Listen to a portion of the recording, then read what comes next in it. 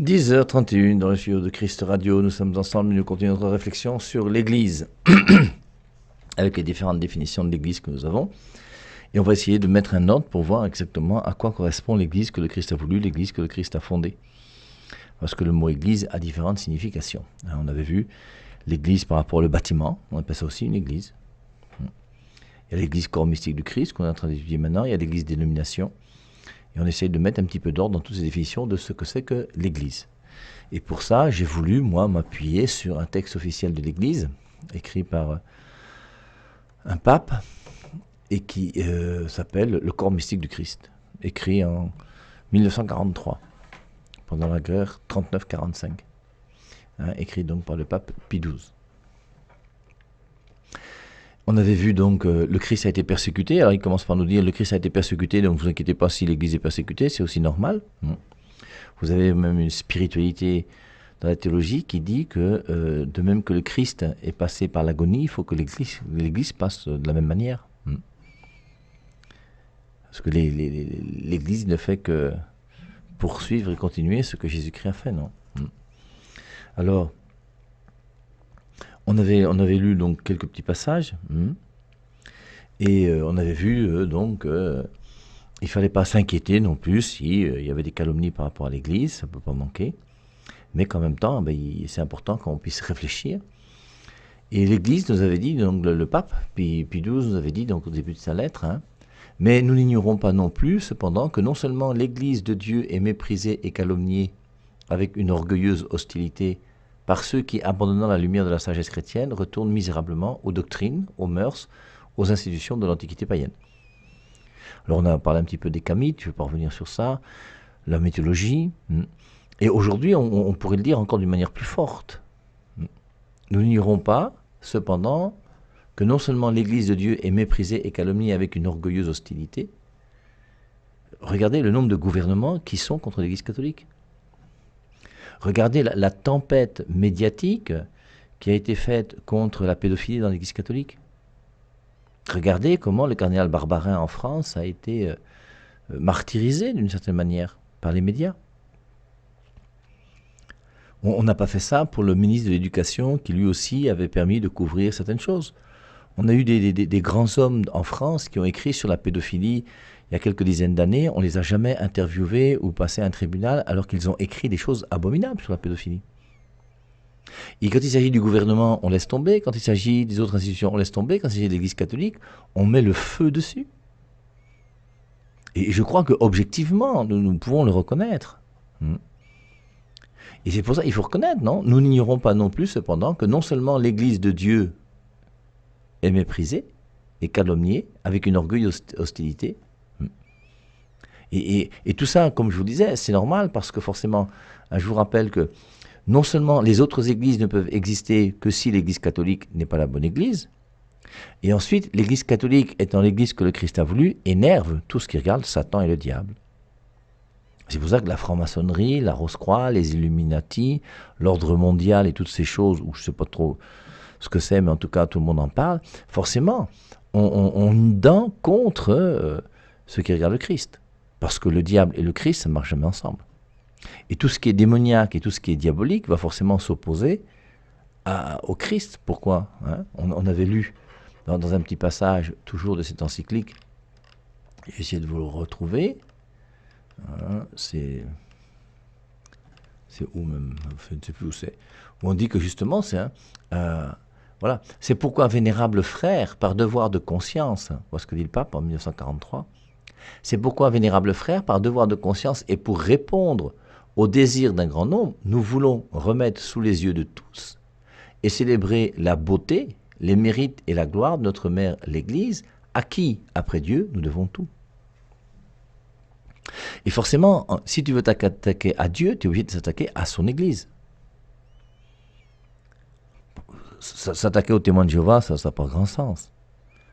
Témoins de Jéhovah, il n'y a pas grand-chose de chrétien chez témoins de Jéhovah. Ce n'est pas des gens qui donnent la parole de Dieu. Ce n'est pas des gens qui vivent de la Trinité. Ce n'est pas des gens qui sont... C'est déjà une religion complètement frelatée dans laquelle il n'y a plus grand-chose de chrétien. D'ailleurs, ils ne sont même pas chrétiens, les témoins de Jéhovah. Et c'est pour ça donc, c'est joli de voir, nous voulons remettre sous les yeux de tous et célébrer la beauté. Alors, on peut regarder aussi la beauté de l'Église. Il y a des prêtres pédophiles, c'est vrai, mais il n'y a pas que des prêtres pédophiles. Il y a aussi des prêtres qui ont servi, qui vont aider, qui ont ici au Cameroun, je suis sûr que beaucoup d'entre vous, vous connaissez des missionnaires quand même qui ont été des gens qui vous ont aidé. Quand on voit Monseigneur Lambert Van Haegen à l'est du Cameroun, il a quand même fait beaucoup de bien, construit énormément. Il a investi des milliards dans l'est du Cameroun. Et lui, il est mort, c'est pas ses descendants qui s'en occupent. Donc il y a aussi les beautés de l'Église. Il y a Mère Teresa, tous les saints, tous les martyrs. Les mérites et la gloire de notre Mère l'Église, à qui, après Dieu, nous devons tout. Et c'est là où on voit que l'importance de l'Église. Et que l'Église, pour moi, est vraiment quelque chose sur lequel nous avons besoin de réfléchir pour mieux comprendre le plan de Dieu sur chacun et chacune d'entre nous. Et l'Église n'est pas quelque chose de facultatif. Et l'Église, quelque part, est plus importante que la Bible. Mais c'est important que tous les non-catholiques le comprennent. Et quelqu'un qui ne comprend pas ça, c'est encore une lacune intellectuelle. J'espère que pour vous tous, vous comprenez que l'Église est plus importante que la Bible. Plus importante encore même que la Biblette, puisque on a une Biblette depuis 1826. Et d'ailleurs, la Bible a été discernée par qui? Par l'Église. Et c'est l'Église qui donne la Bible au monde. C'est pour ça que je vous pose la question ce matin. Demandez à un pasteur protestant pourquoi l'évangile de Matthieu a été écrit par Matthieu. S'il est honnête, il ne peut pas vous répondre. Parce qu'il n'y a aucun passage biblique qui dit que Matthieu a écrit l'évangile de Matthieu. Il le sait pourquoi? Parce que l'Église catholique lui dit que l'évangile de Matthieu a été écrit par Matthieu. Et à chaque fois qu'un non-catholique dit « lisez l'évangile de Matthieu », tu crois en autre chose que les Saintes Écritures et tu crois en ce que l'Église catholique enseigne. Soyons logiques. Alors, j'avais commencé à vous lire par rapport à ce texte où on parlait des institutions de l'Antiquité païenne, des gens qui veulent revenir à ces dieux païens ou ces dieux de l'Antiquité, que c'est la mythologie. Alors la mythologie, c'est important, hein. Reprenez le dictionnaire si vous voulez. La mythologie, ce sont des mythes. Des mythes, ce sont des fables. Et c'est pour ça que j'ai aimé ce texte que j'ai trouvé ce matin, parce que c'était la lecture du jour, d'aujourd'hui, de cette fête que nous faisons, qui est la transfiguration du Christ. Quand nous vous avons instruit sur la puissance et le retour de notre Seigneur Jésus-Christ, nous ne reprenions pas des fables bien tournées. Ce n'est pas des mythes, ce n'est pas des fables. Nous-mêmes avons contemplé sa grandeur. Quand il a reçu honneur et gloire de Dieu le Père, alors des paroles extraordinaires lui ont été adressées par la glorieuse majesté. La glorieuse majesté, c'est Dieu le Père. Voici mon Fils le bien-aimé, celui en qui je me complais. Et les gens qui ont vécu à l'époque de Jésus-Christ ont entendu 3 fois la voix du Père. Au baptême, je pense que vous vous souvenez, non? On sait qu'au baptême, le Père a parlé. À la transfiguration, le Père a parlé. Et il a parlé une autre fois, je crois que c'est dans Jean 12. Jésus lui répondit, « L'heure est venue où le Fils de l'homme doit être glorifié. En vérité, je vous le dis, si le grain de blé ne tombe en terre et ne meurt, il reste seul, mais s'il meurt, il porte beaucoup de fruits. Celui qui aime sa vie la perd, et celui qui a de la haine pour sa vie dans ce monde la conservera pour la vie éternelle. Si quelqu'un me sert, qu'il me suive, et là où je suis, là aussi sera mon serviteur. Si quelqu'un me sert, le Père l'honorera. Maintenant, mon âme est troublée, et que dirai-je? Père, sauve-moi de cette heure, mais c'est pour cela que je suis venu jusqu'à cette heure. Père, glorifie ton nom. » Jean chapitre 12, verset 28. Une voix vint alors du ciel, je l'ai glorifié et je le glorifierai de nouveau. La 3e fois où le Père va parler. Et les gens vont entendre une voix venant du ciel au baptême, à la transfiguration et de son passage de Jean 12, 28. La foule qui se tenait là et qui avait entendu disait que c'était le tonnerre. Et une fois de plus, vous voyez, il y a toujours des gens qui vont s'opposer. Toujours, ça ne peut pas manquer. D'autres disaient, un ange lui a parlé. Jésus reprit la parole, ce n'est pas à cause de moi que cette voix s'est fait entendre, c'est à cause de vous. Et donc, la voix du Père s'est fait entendre 3 fois. Jésus-Christ, ce n'est pas un Dieu mythologique, c'est un Dieu qui a ressuscité Lazare. Jésus-Christ, ce n'est pas un Dieu mythologique, c'est un Dieu qui a vécu parmi nous. Il a transformé l'eau en vin, il a dansé aux noces de Cana, il a bu, il a mangé, il a dormi. Il a une mère qui s'appelle Marie. Il a laissé un texte des évangiles. Horus, il a laissé quel texte? Il n'y a aucune preuve de l'existence d'Horus. Aucune. Ni historique, ni rien du tout. Donc c'est pour ça qu'il faut quand même qu'on mette les choses au clair et qu'on comprenne que notre foi, qui est la chose la plus sérieuse qui soit, doit reposer sur quelque chose de solide. Et Jésus-Christ, c'est la seule chose solide par rapport à la révélation et par rapport à Dieu. La seule chose solide. Jésus-Christ s'est incarné, il est venu, il est mort. Il est même mort pour nous. Il nous a montré son amour. Il nous a laissé des textes, il nous a enseigné. Tous ces autres dieux, là, ils ont enseigné quoi? Jupiter a enseigné les hommes un jour. Donc quand nous vous avons instruit sur la puissance et le retour de notre Seigneur Jésus-Christ, nous ne reprenions pas des fables bien tournées. Nous-mêmes avons contemplé sa grandeur quand il a reçu honneur et gloire de Dieu le Père. Alors des paroles extraordinaires lui ont été adressées par la glorieuse majesté. Voici mon Fils, le bien-aimé, celui en qui je me complais. Cette voix envoyée du ciel, nous l'avons entendue, car nous étions avec lui sur la sainte montagne. Et là, Pierre, donc dans la deuxième épître de Pierre, au chapitre 1, versets 16, 17, 18, montre comment il rappelle qu'il était sur la montagne. Il parle bien de la transfiguration. Il continue au verset 19, deuxième épître de Pierre toujours, chapitre 1, verset 19.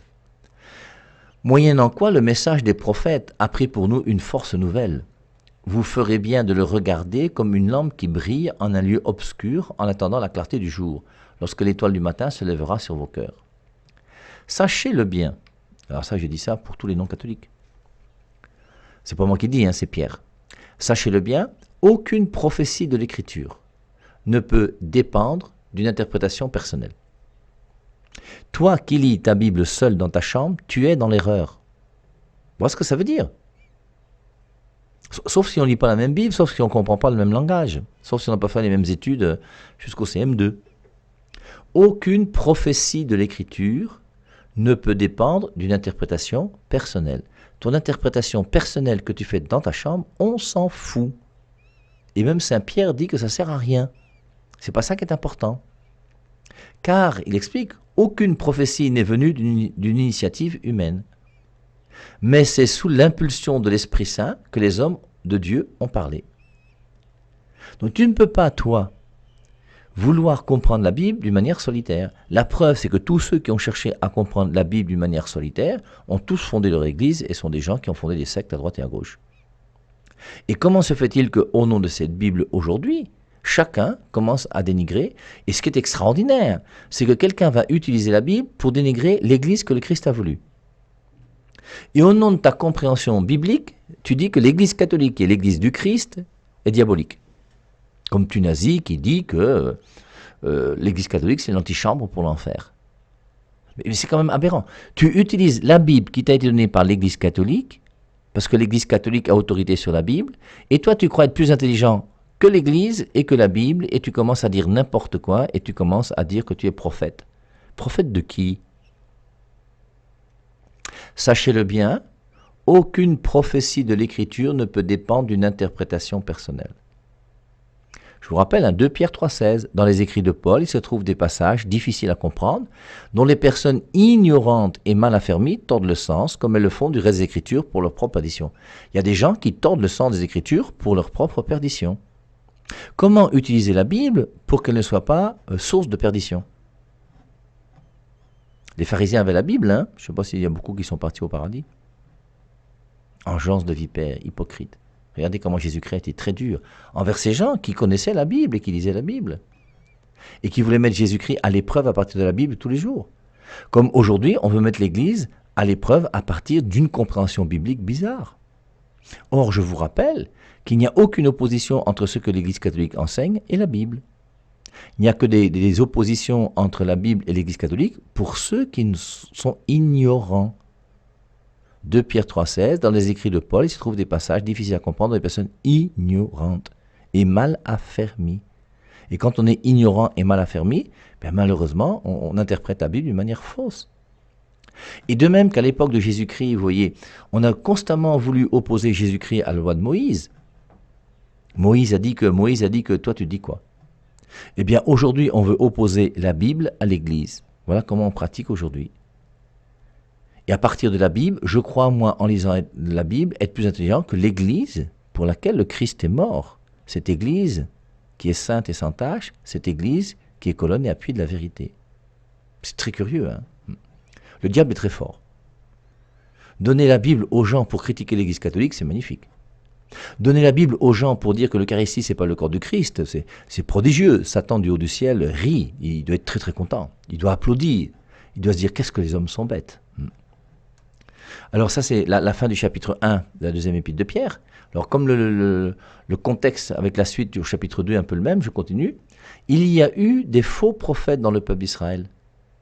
Et de même, il y aura parmi vous de faux enseignants. Je crois que c'est clair.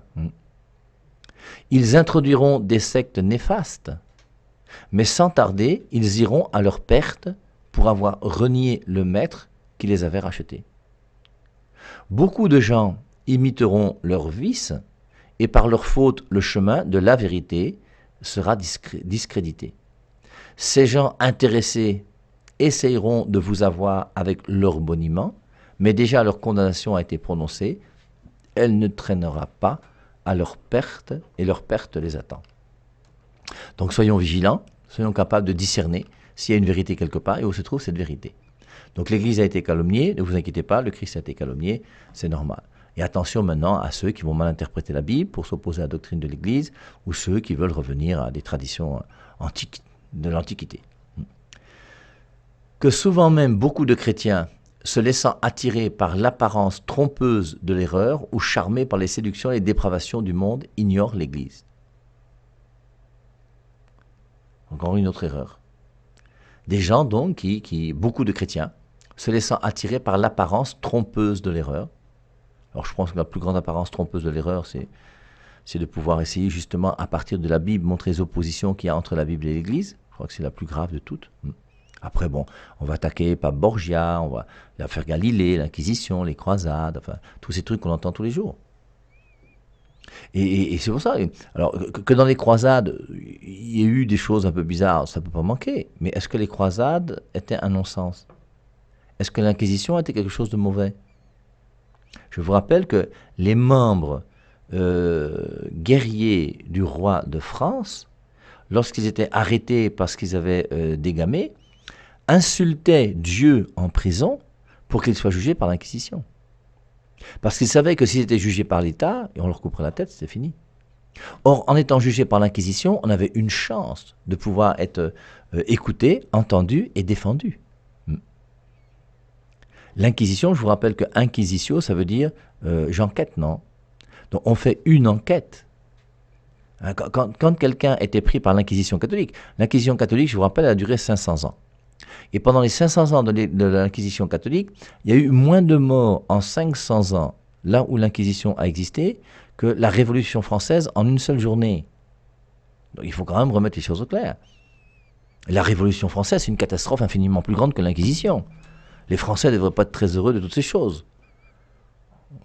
Le nombre de prêtres qu'on a massacrés au nom de la République française. Au bout d'un moment, il faut quand même qu'on refasse l'histoire. Hein. L'histoire est intéressante, pas seulement pour Constantin et montrer que l'Église catholique existe en 110, mais même l'histoire de la France. Et forcément, chaque gouvernement va mettre l'histoire de son côté. Dans tous les pays où il y a des dictatures, hein, justement, on n'aime pas la vérité. Et on va essayer d'enjoliver tout ce qui se passe chez nous. Et on va cacher ce qui est mauvais. Et au bout d'un moment, c'est ce qui se passe dans tous les pays du monde. Hein. Donc, mais que souvent, même beaucoup de chrétiens, se laissant attirer par l'apparence trompeuse de l'erreur, ou charmés par les séductions et les dépravations du monde, ignorent l'Église.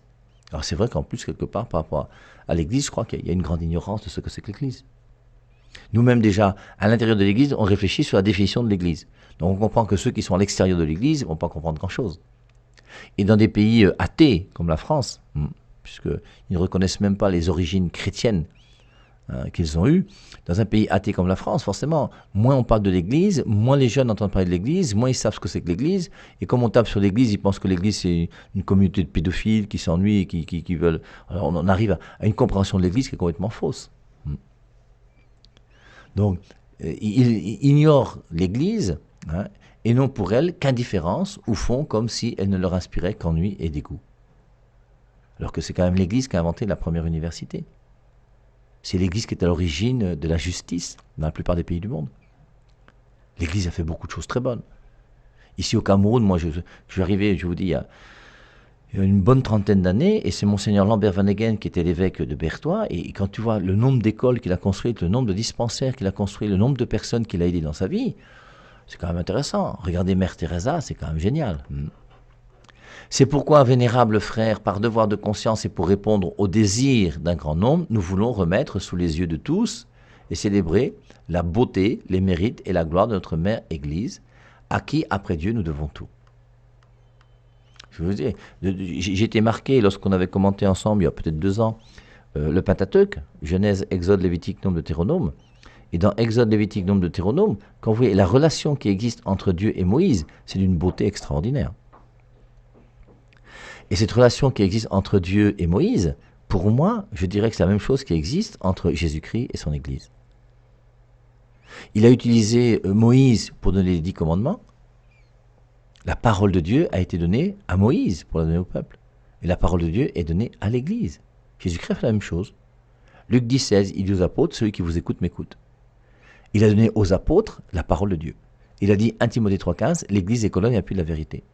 Et l'Église que le Christ a voulu, son Église, la seule Église qui est l'Église divine, qui vient de Dieu, qui a été instituée par Dieu, va donner, je vous dis, la parole de Dieu et les sacrements au monde entier pour permettre aux hommes de se sanctifier sur la terre. Donc à qui, après Dieu, nous devons tout? Nous devons tout à l'Église. La Bible vient de l'Église. La parole de Dieu est transmise par l'Église. Les sacrements, dont le baptême qui sauve, 1 Pierre 3, 21, le baptême qui vous sauve actuellement, est donné par l'Église. À qui, après Dieu, nous devons tout? L'Église. À qui, après Dieu, nous devons tout? En outre, nous avons confiance que même à ceux qui sont séparés du giron de l'Église catholique, notre exposé du corps mystique de Jésus-Christ ne déplaira pas et ne sera pas inutile. C'est toujours bon de se former, hein, même si on n'est pas... voilà. Car d'une part, leur bienveillance envers l'Église semble augmenter de jour en jour. Je crois que c'est aussi un peu le cas. Hein. Je crois qu'il y a beaucoup de gens quand même qui de jour en jour s'intéressent davantage à l'Église catholique. Et quand on voit le bien, objectivement, le bien qui a été fait par l'Église, le nombre d'écoles, je dis, le nombre de dispensaires, le nombre d'hôpitaux. Donc, car d'une part, leur bienveillance envers l'Église semble augmenter de jour en jour. D'autre part, lorsqu'ils voient actuellement se dresser nation contre nation, alors je vous rappelle qu'on est en 1943, donc c'est la guerre 39-45, en pleine Deuxième Guerre mondiale. D'autre part, lorsqu'ils voient actuellement se dresser nation contre nation, royaume contre royaume, croître indéfiniment les discordes, les haines et les semences de rivalité, s'ils jettent le regard vers l'Église, s'ils contemplent l'unité qu'elle tient de Dieu et qui rattache au Christ par un lien fraternel les hommes de n'importe quelle descendance, alors ils seront vraiment forcés d'admirer cette société inspirée par l'amour et ils seront attirés sous l'impulsion avec l'aide de la grâce divine à s'associer eux-mêmes à cette unité, à cette charité. Et le lien de l'Église, c'est la charité. Ce matin, il y a une personne qui m'a appelé pour me dire « Mon père, comment reconnaît-on que quelqu'un a l'Esprit Saint ?» Mais tu reconnais que quelqu'un a l'Esprit Saint à la charité. Pas au parler en langue. C'est pas parce que tu parles en langue que tu as l'Esprit Saint. Il y a plein de gens qui parlent en langue et qui n'ont pas l'Esprit Saint. Hein. Je crois que c'est clair pour nous tous. Et Jésus-Christ a été clair, c'est Jean 13, 34. Je vous donne un commandement nouveau. Aimez-vous les uns les autres comme je vous ai aimé. Il ajoute au verset 35, c'est à l'amour que vous aurez les uns pour les autres qu'on reconnaîtra que vous êtes mes disciples. Comment on reconnaît que quelqu'un est disciple de Jésus-Christ? À l'amour qu'il a envers son frère. Et quel amour tu as envers ton frère? Alors vous, les non-catholiques, quel amour avez-vous envers nous? Nous, les catholiques, quel amour avons-nous envers vous? En tout cas, nous, les catholiques, on n'a jamais envoyé qui que ce soit en enfer. On n'est pas comme tous ces gens bêtes et idiots, parce qu'il faut être bête et idiot pour dire que tu envoies quelqu'un en enfer. Un responsable d'église qui ose dire que l'église catholique, c'est l'antichambre pour l'enfer, allez dire, j'ai dit, mettez sur les réseaux sociaux, il n'y a pas de souci, ça montre que c'est un aveugle qui conduit des aveugles. Et dans l'église catholique, regardez, c'est vrai, il y a comme une charité qui est réelle. Le regard d'un catholique sur les autres, c'est pas petit. Alors la seule chose, mais au nom de la charité, nous sommes obligés de vous dire que nous ne sommes pas d'accord avec votre doctrine. Et au nom de la charité, moi, Père Marie, je suis obligé d'enseigner que les non-catholiques ont une grossière erreur monstrueuse qu'ils assènent partout en disant que seule la Bible est la parole de Dieu, sola scriptura, qui est une grande erreur, qui est la plus grande erreur même théologique qui existe sur la terre aujourd'hui. Et qui est à l'origine d'ailleurs de toutes ces fausses églises qui sont nées après l'Église catholique. Alors plus ou moins fausses, il y a plus ou moins de vérité dedans. Nous voulons de même donner un témoignage de notre reconnaissance par cette lettre encyclique, où il est justement question de ces pierres vivantes qui, placées sur le fondement de la pierre d'angle qu'est le Christ, forment ensemble un temple saint, de beaucoup supérieur à tout temple construit de main d'homme, à savoir la demeure de Dieu dans l'Esprit Saint. Alors c'est intéressant, vous voyez, c'est ce que dit l'Église, hein. Je ne fais que vous lire cette lettre encyclique d'un pape. Nous voulons de même donner un témoignage de notre reconnaissance par cette lettre encyclique, où il est justement question de ces pierres vivantes. Les pierres vivantes, c'est qui? C'est nous. Nous sommes les pierres vivantes, qui, placées sur le fondement de la pierre d'angle qu'est le Christ, c'est pas nous les pierres vivantes qui fondons l'Église. C'est le Christ qui est le roc sur lequel l'Église est bâtie. Hein? Il est justement question de ces pierres vivantes qui, placées sur le fondement de la pierre d'angle qu'est le Christ, forment ensemble un temple saint. Maintenant, la vraie question qu'il faut se poser, c'est est-ce que tous ceux qui se disent chrétiens aujourd'hui font vraiment partie de cette Église dont parle ce passage? Placés sur le fondement de la pierre d'angle qu'est le Christ, forment ensemble un temple saint de beaucoup supérieur à tout temple construit de main d'homme. C'est pour ça que Jésus-Christ, lui, a construit une église qui est son église. Maintenant, d'autres hommes ont construit d'autres églises qui ne sont plus l'église du Christ.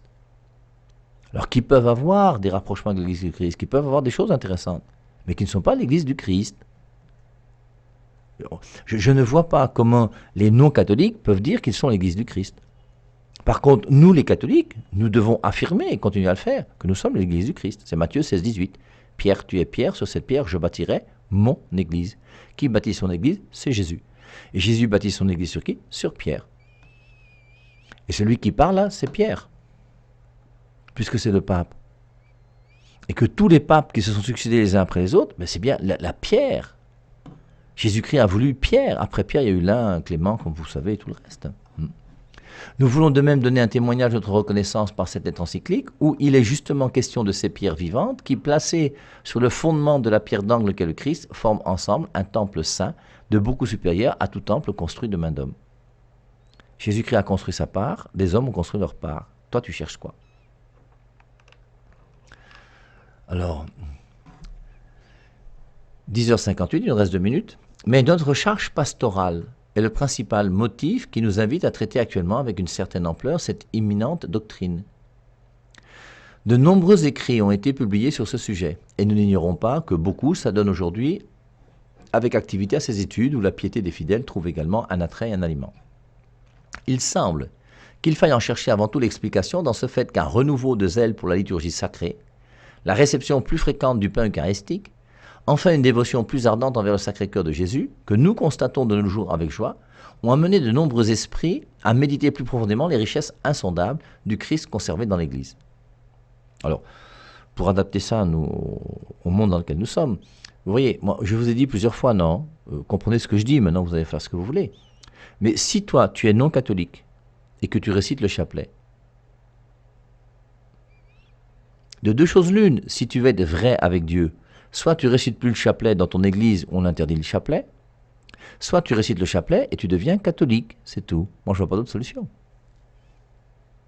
C'est pas toi qui vas commencer à faire la foi comme tu veux. Alors, je prends la prière à Saint-Michel-Archange parce que ça m'arrange chez les catholiques. Alors, prière à Saint-Michel-Archange par rapport aux démons, c'est vrai que j'ai prié pendant moi, ça m'a aidé, donc je prends la prière à Saint-Michel-Archange, mais je reste dans une église où on interdit la prière aux anges.